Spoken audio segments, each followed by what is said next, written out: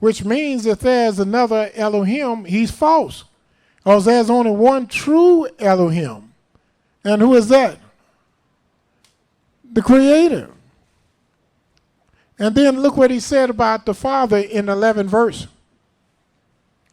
And now I am no more in the world, but these are in the world, and are come to thee, the Holy Father. Keep through thy own name. They come to thee, Holy Father. He called the Creator Holy Father. That these Catholics got you calling this Pope Holy Father. But the Most High is the only one that's the Holy Father. All of us got Father, but we only got one Holy Father, and that's the Most High. And JC had enough sense to recognize the Most High as the Holy Father. Keep through thy own name. And he said, keep through your own name, not my name. He said, Holy Father, keep them through thy own name. Those whom thou hast given me, that they may be one as we are one.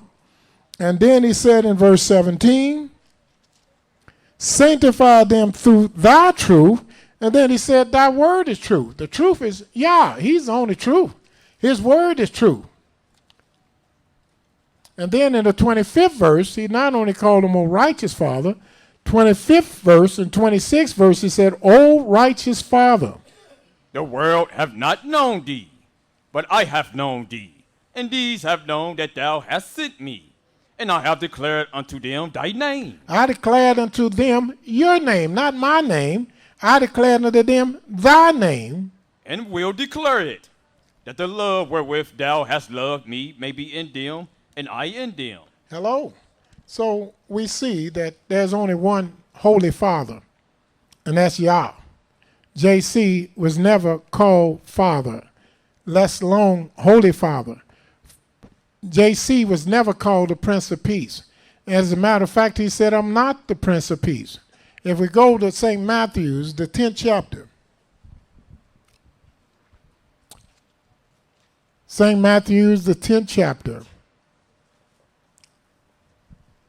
I believe we were on verse 37. Am I correct? 34. 34? Okay. What does it say? Think not that I am come to send peace on earth. Don't let nobody tell you that I'm the Prince of Peace. Because if I was a Prince of Peace, I would come to bring peace on the earth. But he said, think not that I have come to bring peace to the earth. I come not to bring peace, but a sword. For I have come to do what? Set a man at variance against his father. I come to tell a man that you can't be my disciple if you don't hate your father. So I've come to set a man against his father. And a daughter against her mother. I come to set the daughter against her mother. And a daughter-in-law against her mother-in-law. And I come to set the daughter-in-law against the mom-in-law. And a man's foe should be they of his own household. So don't let nobody tell you that I'm the Prince of Peace that's spoken of in Isaiah the 9th chapter. I'm not the Prince of Peace. I come not to bring peace. If you don't hate your mom and daddy and children, you can't follow me. I come to set everybody against everybody. That's reading that more people have been killed in the world by Christianity than in any other religion. Even Islam don't have as many deaths as Christianity. Creator said that this is not him. But who is this speaking of then? Let's go back. As I said, Isaiah the 9th chapter, all Christians are familiar with the 6th verse, but they don't know what the 7th verse is saying. The 7th verse will tell you exactly who the Creator is speaking of. Isaiah 9, 6, and 7. Read 6 and 7 together. For unto us a child is born, unto us a son is given, and the government shall be upon his shoulder, and his name shall be called Wonderful Counselor. JC was never called Wonderful Counselor. The Mighty Elohim. Never called the Mighty Elohim. The Everlasting Father. Never called the Everlasting Father. The Prince of Peace. And he never was called the Prince of Peace, and he is not the Prince of Peace. And I'll show you the Almighty called the Prince of Peace in a few moments. But it was not JC. But look at the verse 7, because it'll tell you exactly who he's speaking of. of the increase of his government There should be no end upon the throne of David upon the throne of David and upon his kingdom, and upon his kingdom, to order it to order it and to establish and it to establish it with judgment and with justice with justice from henceforth and from henceforth even forever. even forever. The zeal of Yahweh of The hosts zeal of Yah shall, perform this. it shall perform this. It's going to happen because I said it's going to happen. So no wonder I get on radio once a week and offer any Christian $5,000 to show me one place where Yahweh ever talked to Christ. Then I offer them $10,000. This will show one place where the Almighty even mentioned his name at. Even mentioned his name. And they got this man pegged as the greatest figure in the Bible. The most significant and prominent man in the Bible. And then when you go to the word of Yahweh, Yahweh, the Creator, never even spoke of this man. Never spoke of him. Never spoke to him. Never mentioned his name to a prophet. And never even talked in the entire New Testament, period. The New Testament is a book that's void of the words of the Most High. If you're going to read the New Testament and go by the Bible, you might as well get a Captain Midnight magazine. Captain America. And read it.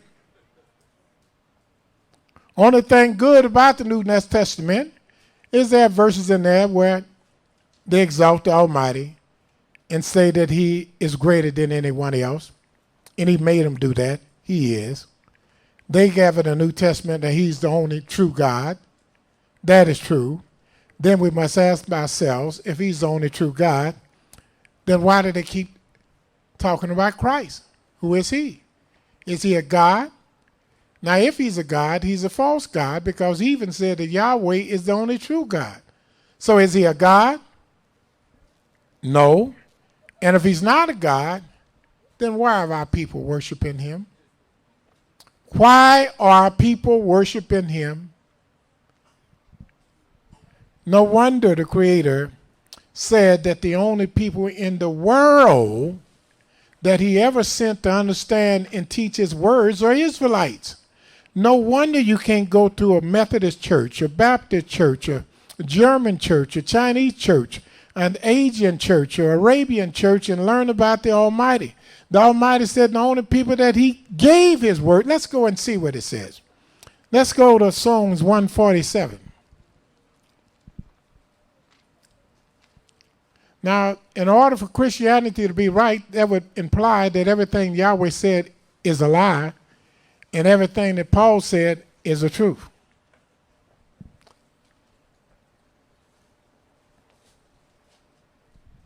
What book are you in? Psalms 147. Read the 19th and 20th verse. He showeth his word unto Jacob, He showed his word unto Jacob, his statutes, and his judgments unto Israel. unto Israel. He hath not dealt so He has not dealt so with any other nation. And as for his judgments, they have not known him. Now, how can anybody teach the word of the Most High and they never knew him? The Creator said the only people he ever knew was Israel.